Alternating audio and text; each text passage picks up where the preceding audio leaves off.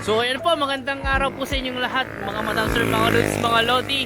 So nandito pa rin po kami sa bayan ng Mungkada. At meron kami ipapakitang ano po ito, commercial lot naman po siya along MacArthur Highway. So kitang-kita naman po kung gaano karami mga sasakyan ang dumadaan dito. Ayan, may mga truck, mga tricycle, mga motor. Ayan, may mga riders pa oh. Ayan, may mga riders pa po na dumadaan dito.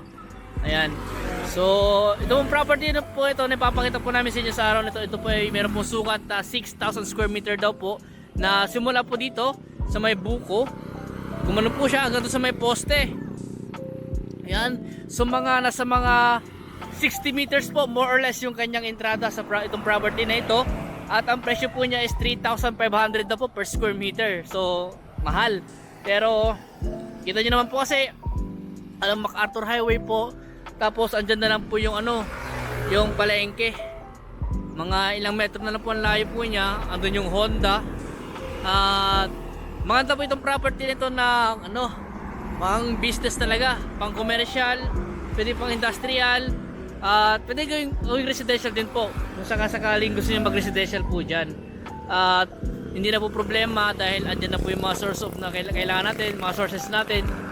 Source of water, nawasa, pwedeng deep well. Ayan, at dito po ay po siya, mga power na siya, internet connection andito na rin po. Sa ngayon lang po kasi ay medyo masukal yung property. At may bahay dito, may kubo. Ayan, medyo masukal ka itong property ngayon dahil siguro walang nagki-caretaker. At may mga puno rin po kasi ng mga nakatanim. May mga mangga pa, may mga mangga, may mga langka. Ayan, at may mga maraming damo. Ayan. So ito yung boundary po niya. Sa poste daw ito. Ito yung boundary. So, pero kailangan pa natin ipa-relocate survey po ito kung sakasakali po.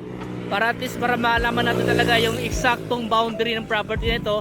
At ang tinanong ko nga sa aming source, kung buhay pa yung nakapangalan sa title, sabi niya po, buhay pa naman daw po.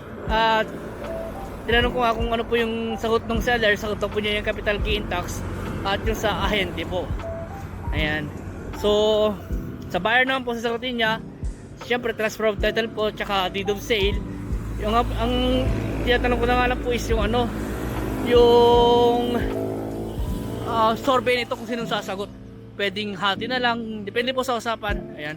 So dito po ako sa loob po ng property. Ito nga lang po ay talagang masukal. Kitang-kita niyo kung gaano kasukal. At medyo mataas po yung kalsada kaysa sa property. So, kung kailangan lang konting tabon lang naman. So, ayan po. At di na po nakakuha ng drone dahil isa na lang din kasi yung namin, yung baterya daw. So, ni-reserve na lang po ni Boss Jason para sa ibang property na mas malaki. Para at least mapaliparan po ng drone po. Ayan, so hindi ko na po mapuntahan yung ibang portion po ng property na ito dahil ayan nga po sabi ko masukal talaga. So ayan, at goods po ito sa pang commercial po talaga, industrial at sa residential din po. Sa may mga pang gasoline station dyan, hardware, tracking, mga pa pwedeng gawin dito. Baka kung ano yung klaseng business nyo po na kailangan ng nakaalong highway, baka ito na po yung hinahanap yung property. Ayan. So may mga puno pa ng mga saging, madaming puno ng saging. Tapos may mga mangga. So pwede na iwan na lang itong mga mangga to kung sakali in case na may silungan po kayo. Ayan. So marami pong puno nakatanim. May ilang-ilang pa nga po. May ilang-ilang. Ayan.